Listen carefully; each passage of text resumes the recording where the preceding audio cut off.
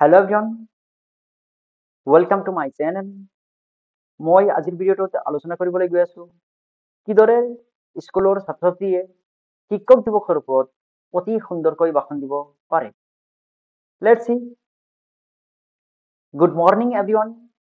আজিৰ সভাৰ সভাপতি মহোদয়, সন্মানীয় ছাৰ বাইদেউসকল আৰু মোৰ মৰমৰ বন্ধু-বান্ধৱী সকল। আজি আমি বিদ্যালয়ত এটি বিশেষ দিন উদযাপন কৰিবলৈ একত্ৰিত হৈছো। সেয়া হল শিক্ষক দিৱস। প্ৰতি বছৰে 5 ছেপ্টেম্বৰত আমি শিক্ষক দিৱস পালন কৰো, যি দিনটো ভাৰতৰ মহান শিক্ষাবিদ, দাৰ্শনিক আৰু দ্বিতীয় ৰাষ্ট্ৰপতি ডক্টৰ সৰ্বপল্লী ৰাধাকৃষ্ণনৰ জন্মদিনৰ স্মৃতিত পালন কৰা হয়। এই দিনটো শিক্ষকসকলৰ সন্মানত উৎসৰ্গিত। শিক্ষকসকলক প্ৰায়ে মমবাতিৰ সৈতে তুলনা কৰা হয়, কিয়নো তেওঁলোকে নিজকে জ্বলাই আনৰ জীৱন আলোকিত কৰে। তেওঁলোকে জ্ঞান, শৃংখলা আৰু নৈতিক মূল্যবোধৰ জৰিয়তে আমাক সুদক্ষ নাগৰিক হিচাপে গঢ়ি তোলে। প্ৰতিজন সফল ডাক্তৰ, ইঞ্জিনিয়াৰ, বিজ্ঞানী বা শিল্পীৰ পিছত এজন শিক্ষক থাকে, যিয়ে তেওঁলোকৰ ওপৰত বিশ্বাস ৰাখিছিল।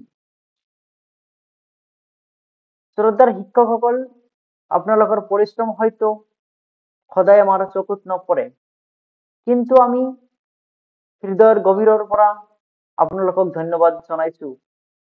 আপোনালোকে কেৱল শিক্ষক নহয়, আপোনালোকে আমাৰ পথ প্ৰদৰ্শক, উপদেশক আৰু বহু সময়ত বন্ধু হিচাপেও সহায় কৰে।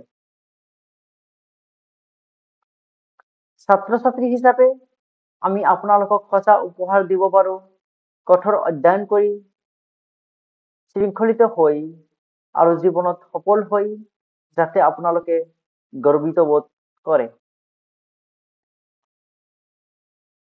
এই শিক্ষক দিৱসত আমি প্ৰতিজ্ঞা লওঁ যে আমি সদায় শিক্ষকসকলক সন্মান কৰিম, তেওঁলোকৰ উপদেশ মানিম আৰু তেওঁলোকে শিকোৱা জীৱনৰ পাঠ সঘনে পালন কৰিম।